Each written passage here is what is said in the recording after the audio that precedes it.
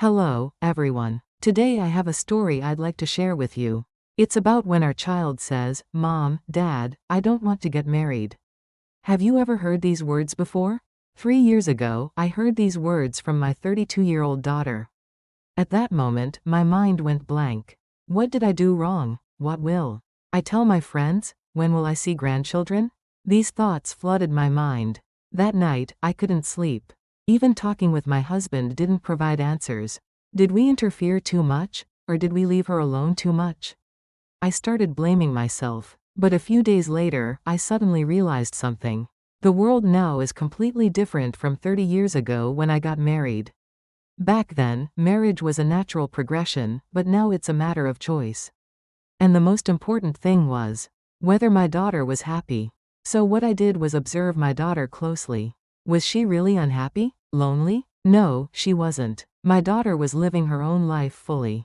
She had good friends, work she was passionate about, and active hobbies. That's when I finally realized it. What I was trying to impose on my daughter was my generation's formula for happiness. I was trying to apply the standards of my era, where we believed happiness meant getting married, having children, and building a family. But our children are living in a different era. It's economically challenging, social expectations have changed, and most importantly, it's become an age that values individual autonomy. Acknowledging this was the starting point. So I started having honest conversations with my daughter. Instead of imposing my thoughts about marriage, I decided to listen to her thoughts. I asked, "What are your reasons for not wanting to get married?" My daughter's answer was different from what I expected. "Mom, I'm satisfied with my life right now. I don't think marriage will make me happier. And I haven't met the person I want to meet yet." There was sincerity in her words. Of course, my worries as a parent remained. Won't it be lonely to age alone? Who will take care of her when she's sick? Won't she regret it later? These kinds of concerns. But I realized these were also worries based on my own standards. Looking at today's world, I see that people living alone can also live quite happily. It's become an era where you can live a sufficiently rich life through good friendships, meaningful work, and hobbies. Most importantly, I learned that marriage based on true love is more meaningful than forced marriage. So I changed my mind. Instead of pushing my daughter to get married, I decided to support her current life.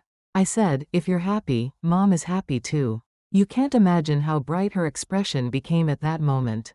Surprisingly, once I stopped pressuring her, my relationship with my daughter improved dramatically. She calls often and visits home frequently. She also comfortably shares her daily life and concerns with me.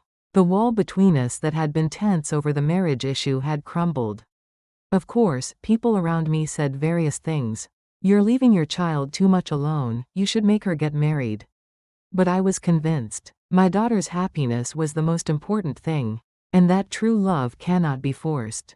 So how should we actually deal with this? The first step is genuine listening. When your child says they won't get married, don't immediately argue or try to persuade them. First, listen to your child's heart thoroughly. Be genuinely curious about why they came to think this way. The second step is empathy. Tell them, "I understand your feelings."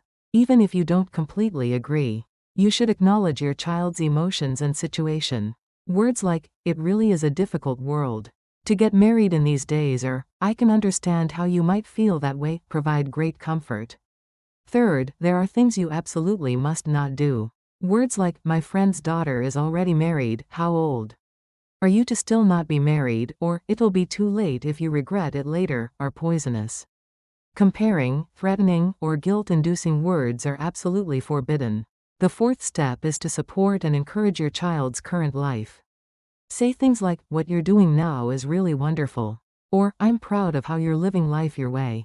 Help your child gain confidence in their current life. The fifth step is maintaining an open mind. Acknowledge that times have changed and make an effort to understand new values. Accept that perceptions about marriage, concepts of family, and definitions of happiness are different from our time. The sixth step is focusing on the relationship with your child itself. Put marriage talk aside for a while, and spend more time with your child regularly. Watch movies together, cook delicious food, or ask about their interests. When the relationship improves, all conversations naturally become more comfortable. The seventh step is reflecting on our own lives as parents. Don't live just waiting for your child's marriage. We too should have our own dreams and goals. Start new hobbies or try things you wanted to do. When we are happy, our children feel less burdened. But the most difficult thing is dealing with other people's gazes. When I hear things like, "When will you show us grandchildren?" or "My daughter already had her second child," it hurts.